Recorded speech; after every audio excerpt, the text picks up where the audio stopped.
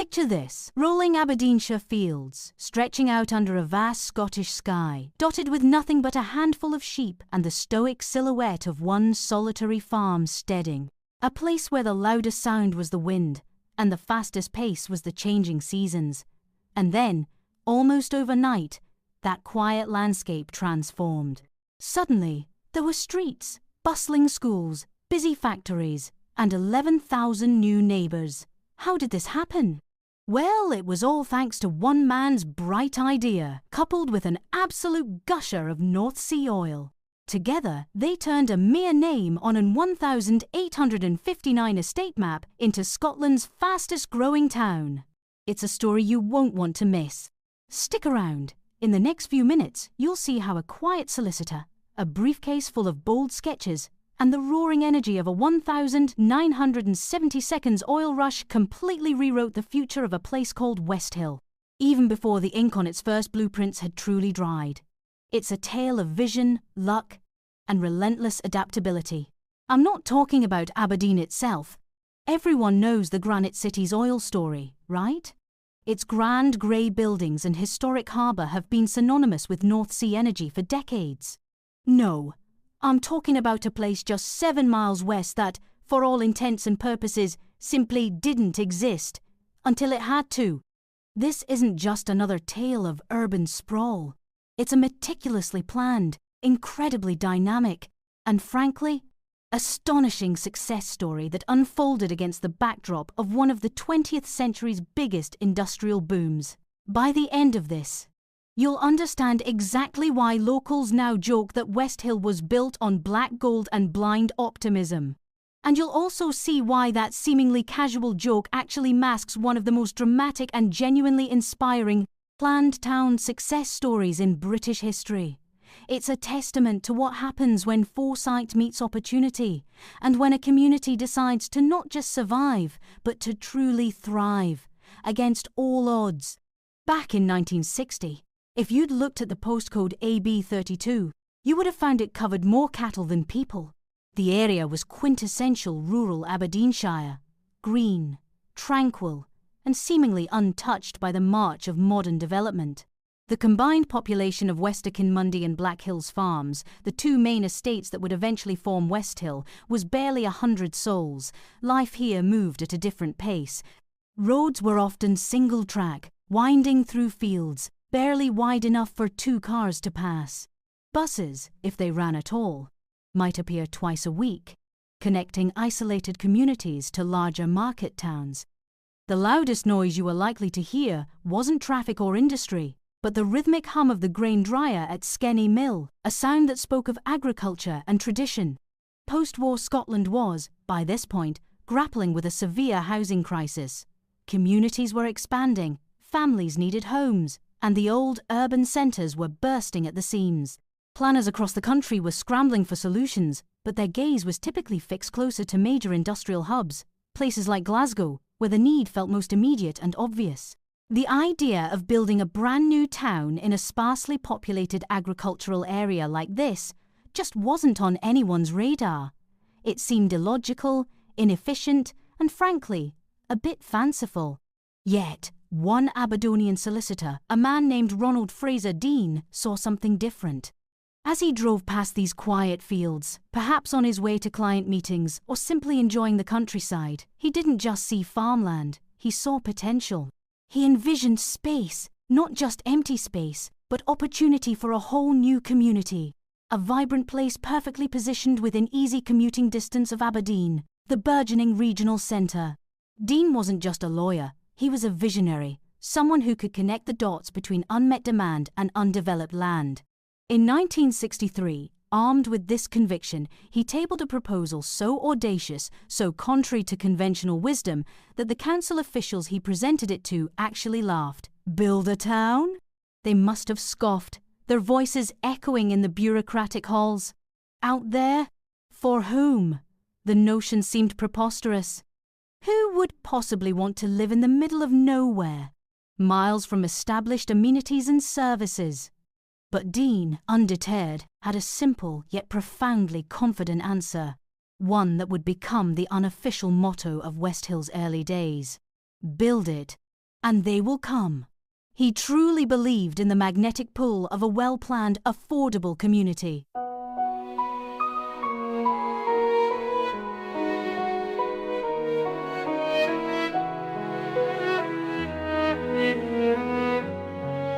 Ronald Fraser Dean's plan wasn't some wild, unsubstantiated dream. He wasn't selling moonshine. This quiet solicitor had done his homework, and then some. With remarkable foresight and a shrewd business sense, he had already quietly optioned a substantial 600 acres of land through his company, the Ashdale Land and Property Company. This wasn't just idle speculation, it was a calculated move, securing the very canvas upon which his vision would be painted, long before anyone else saw its potential. When he made his official pitch, Dean wasn't just talking abstract ideas. He presented detailed artist's impressions, vivid, colourful sketches that brought his utopian vision to life. These weren't just rough drafts, they were compelling images of a meticulously planned community. They showed charming cul-de-sacs, designed for safe, family-friendly living. There was a dedicated golf course, a feature that would instantly appeal to a certain demographic. Crucially, the plans included a secondary school, a vital component for any growing town, ensuring families wouldn't have to send their children far afield for education. And, perhaps most forward-thinking of all, he proposed an industrial estate, a place for businesses to grow alongside the residential areas, ensuring local employment and a self-sustaining economy. This was a holistic vision, not just houses dropped into a field. The timing, it turned out, was starting to align perfectly with Dean's ambition. Aberdeen was experiencing its own growth pains, particularly a desperate shortage of skilled worker housing. The city, while historic and beautiful, was struggling to accommodate the influx of professionals and tradespeople needed for its expanding industries. This critical need finally pressured the Secretary of State for Scotland to take Dean's proposal seriously. In 1965, after careful consideration and undoubtedly some intense lobbying, outline planning permission was granted. It was a monumental decision, a green light for a dream to become reality. The very next year, in 1966, the first bulldozers rumbled onto the quiet Aberdeenshire fields. The initial sounds of construction must have been jarring, a stark contrast to the bleating of sheep and the rustle of crops. But for those involved, it was the sound of progress, the first tangible signs of Westhill rising from the earth. By 1968, just 2 years later, the first show homes opened their doors, gleaming and modern, a stark contrast to the older housing stock available elsewhere. A 3-bedroom semi-detached house, a family home with all the modern conveniences, was priced at an astonishing £3,995. To put that into perspective, it was roughly half the price of a comparable property in Aberdeen City. Newspapers, captivated by this innovative development, ran headlines proclaiming the £4,000 miracle for young families, for skilled workers. For anyone seeking a fresh start and an affordable home, Westhill was an irresistible proposition. By 1970, Westhill had grown to a modest 600 residents. The community was small, but it was vibrant. It boasted one pub, a crucial social hub, and a single chip van, a mobile beacon of comfort food. What it lacked in established infrastructure, and it lacked quite a bit, with more optimism than actual streetlights, it more than made up for in spirit. Those early residents were pioneers, drawn by the promise of a new life, a new home, and a future they were building together.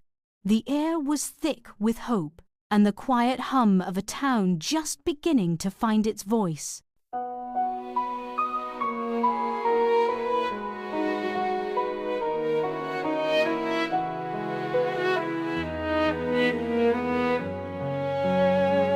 A silent glance across the room.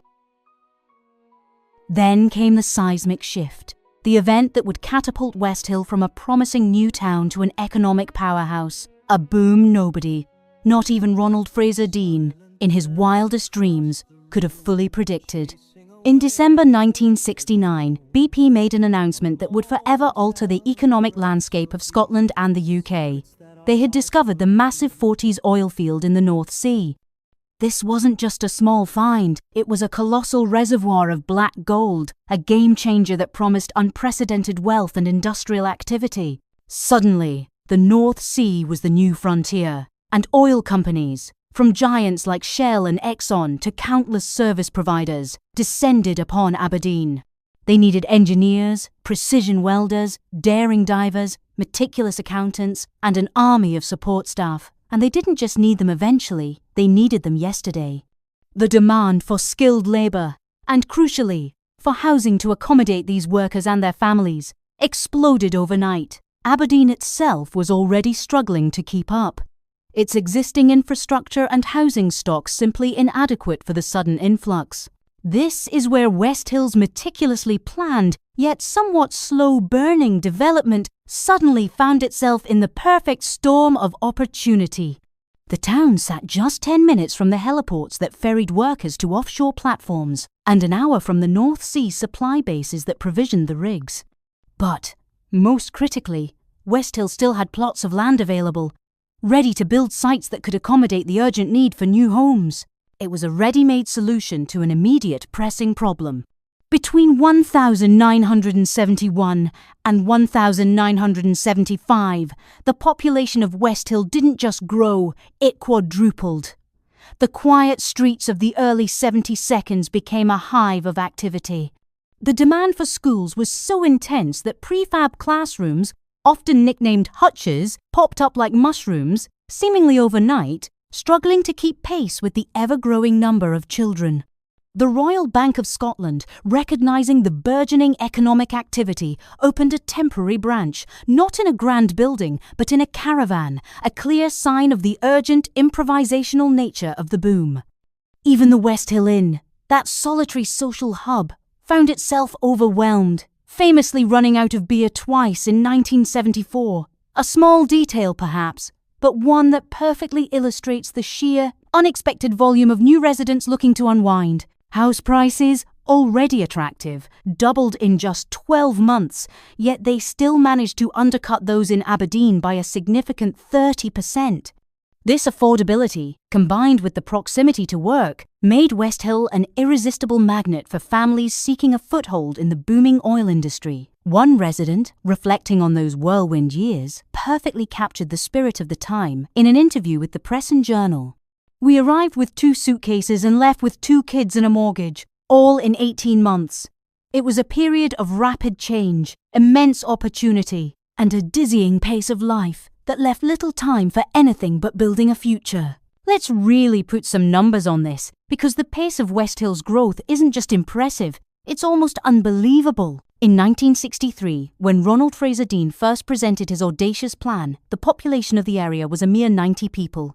Think about that, fewer than 100 individuals scattered across farms. Fast forward just 10 years to 1,973, and that number had exploded to 2,300. By 1983, a mere 2 decades after Dean's initial vision, Westhill was home to 5,000 residents. That, my friends, is a staggering 5,500% increase in population in just 20 years. Imagine what that looks like on the ground.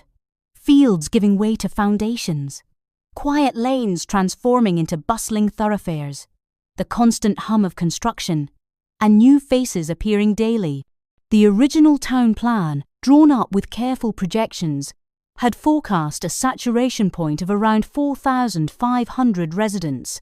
But by 1980, Westhill had already surpassed that figure, and planners were literally drawing new extensions on napkins, trying desperately to keep up with the relentless demand. It was a constant game of catch-up, a testament to the unforeseen power of the oil boom. The industrial estate, initially conceived as a modest complement to the residential areas, underwent an equally dramatic metamorphosis. It went from a humble beginning of perhaps 2 repurposed farm sheds to a sprawling hub hosting 160 companies. These weren't just any companies, they were the titans of the burgeoning subsea industry. Firms like Subsea 7, McDermott, and Vetco, names that would become synonymous with North Sea innovation. all built significant yards and facilities along the A944 corridor leading into Westhill. Their presence cemented the town's reputation, not just as a residential haven, but as a critical industrial centre. By 1985, Aberdeenshire Council, the very body that had once laughed at Dean's proposal, officially admitted that Westhill had become the de facto headquarters of North Sea subsea engineering. Think about the weight of that statement. A place that barely existed 2 decades prior, a place whose biggest prior export had been, quite literally, turnips, was now recognised globally as the epicentre for an incredibly complex, high-tech industry. It's a truly remarkable transformation, a testament to the power of strategic location, visionary planning, and the sheer force of an economic boom.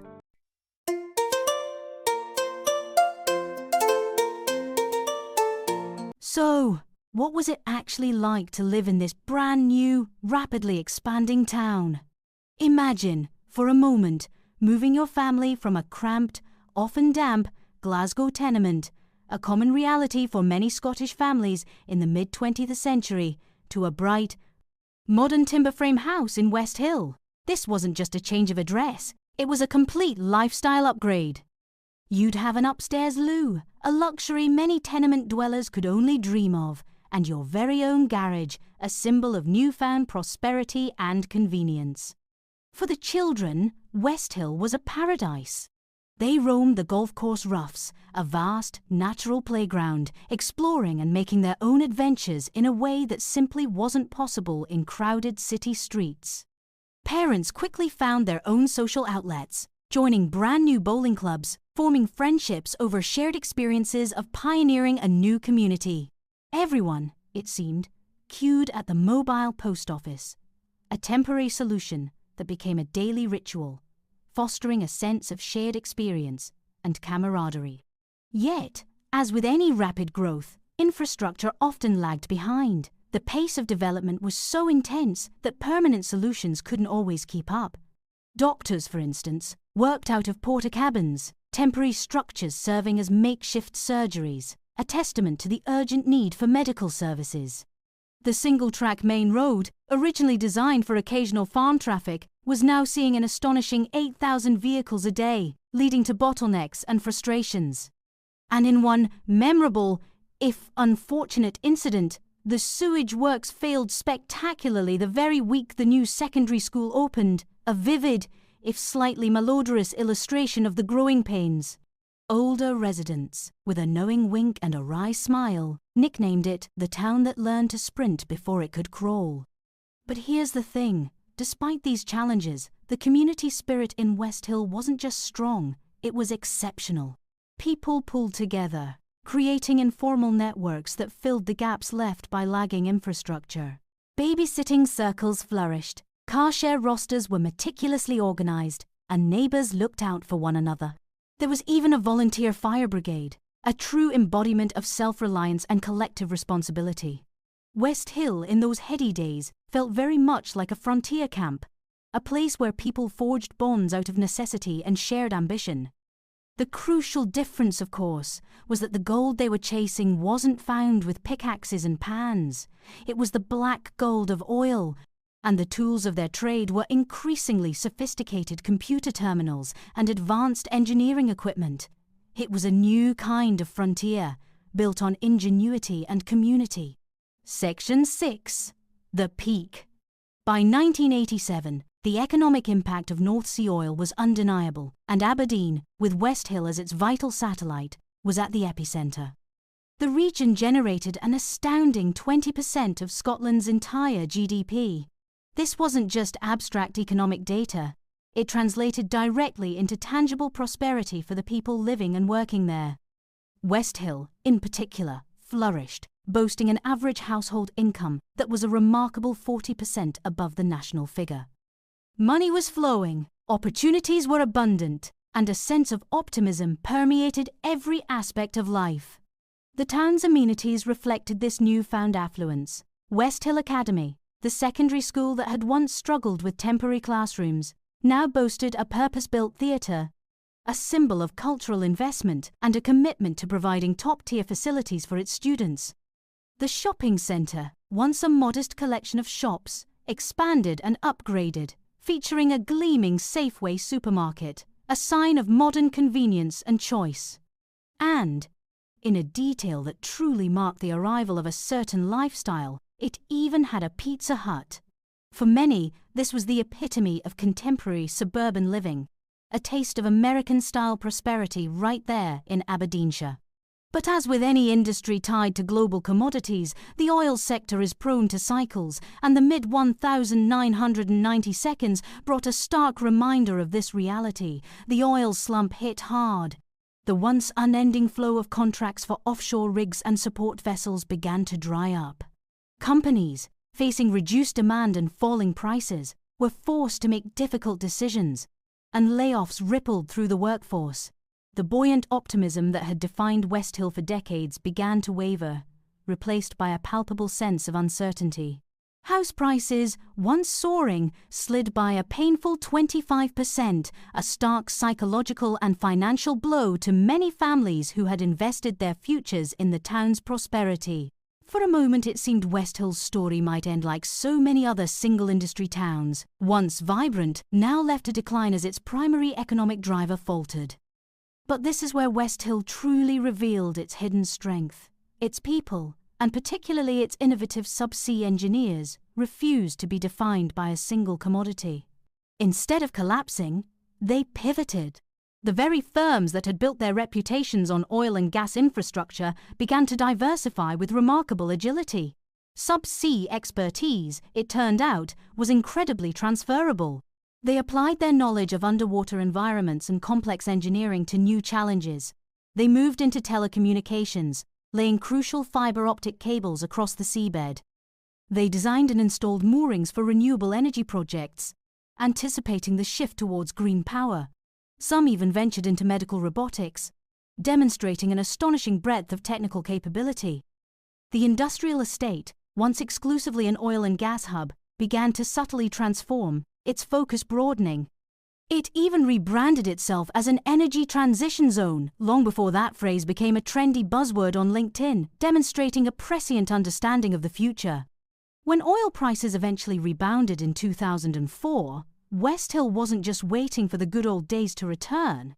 It had learned a profound lesson in resilience, achieving what one might call hedge fund levels of resilience, the ability to weather downturns and emerge stronger.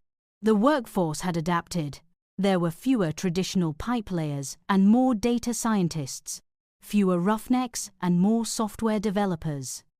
The town had not just survived the bust, it had reinvented itself, emerging as a more diverse, more adaptable, and ultimately more robust economic entity. This capacity for reinvention would prove to be Westhill's enduring secret. Roll forward to 2025. And Westhill presents a picture of a mature, thriving, and remarkably balanced community. Its population has continued to grow steadily, now standing at an estimated 11,750 residents. The infrastructure that once struggled to keep pace has caught up and expanded dramatically. The town now boasts 3 primary schools, all bustling with young families, and a multiplex-sized academy, offering state-of-the-art educational facilities. There's a modern community hospital, providing essential healthcare services, and a vibrant skate park, a testament to the town's commitment to youth facilities and recreation. Even nature has found its place, with a dedicated nature reserve where otters can occasionally be spotted, a tranquil counterpoint to the town's industrial past. The industrial estate, while still anchored by giants like Subsea 7, has evolved considerably. You'll now find cutting-edge hydrogen startups pioneering the next generation of clean energy. Alongside them are sophisticated offshore wind logistics teams, managing the complex supply chains for massive wind farms now appearing off the Scottish coast.